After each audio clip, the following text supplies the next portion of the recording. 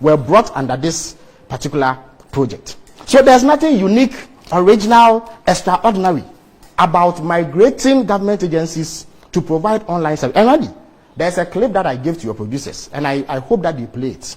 This claim that they were the ones who had introduced online application for passports is completely false.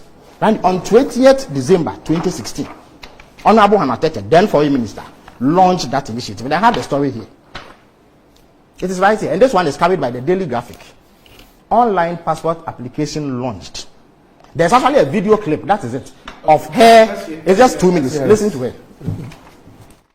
In line with Ghana's e-government strategy, the service is seen as a solution to the existing difficulties bedeviling passport acquisition in the country. It is also expected to ensure efficiency and reliability in passport acquisition. The online passport application project was introduced in 2014 through the National Information Technology Agency's pilot. The introduction of the Ghana biometric passport replaces all non-biometric passports by the end of 2017. The launch is a culmination of the process adopted by the government to reform the delivery of travel documents for Ghanaians across the country.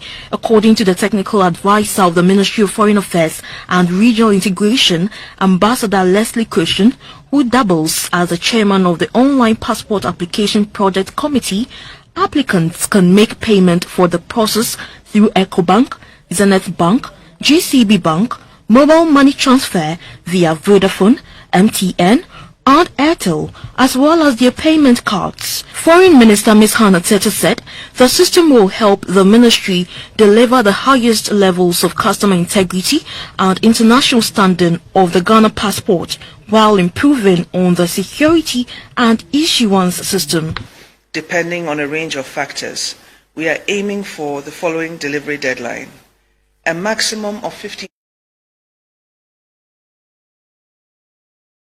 working days for a standard application, and then a maximum of 5 working days for express applications. In due course, it is anticipated that the ministry would introduce a premium 24-hour passport delivery service to cater for the Ghanaian business community and frequent flyers. Ms. Tete said the service will be expanded across the country by establishing passport application centers in 6 regions. And I'm optimistic that, given the amount of progress that has been made in that regard already, very soon we should see that every region of the country has a passport application center.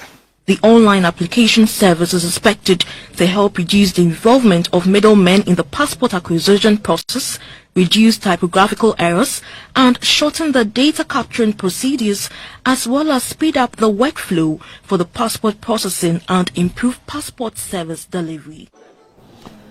Right, yes, so that was it. Yeah. So at best, you can say that you have enhanced what you came to meet, just like we enhanced what we came to meet President Kufuor.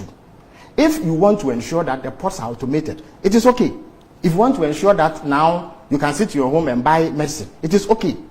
If you want to ensure that there's a national ID system, I mean, indeed, that national ID system started under President Kufuor. Randy, the contracts that they are using were contracts they came to meet the NDC had entered into. There were attempts to do a national... You also, like you alluded to, you also met some that... Absolutely. Randy, that's why I have been candid to tell you that this whole digitalization process began much earlier. There was something called e-government.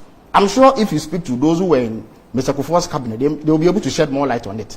So I will not come and sit here and pretend that even though perhaps we did the largest chunk of the work, the government before us didn't know anything. And yes, I heard a most bizarre and ridiculous claim, unfortunately from my friend Kojo Oponkroma, that before Dr. Bawomiha, nobody was championing digitization. And I didn't understand exactly what he meant. So that if you go and mount a platform on Ashesi, speak to impressionable students and target a certain section of the populace with misleading claims, that is when you have championed digitization. But if you do all the things that I've outlined, you haven't championed digitization. What kind of propaganda, what kind of politics is this? So yes, Randy, digitization offers convenience. And that is a watchword, convenience. But it does not replace the work that has to be done to manage the economy properly. It does not replace the work that has to be done to ensure that people can afford basic goods and services. At the moment, people cannot afford it. And all indications are that it is going to get worse because of the mess Dr. Bawomiha supervised last year, which has led us into this economic crisis. When you go to the pump, Randy, to buy fuel, the fact that you can pay through mobile money hasn't made the fuel cheaper. It is expensive and people are crying.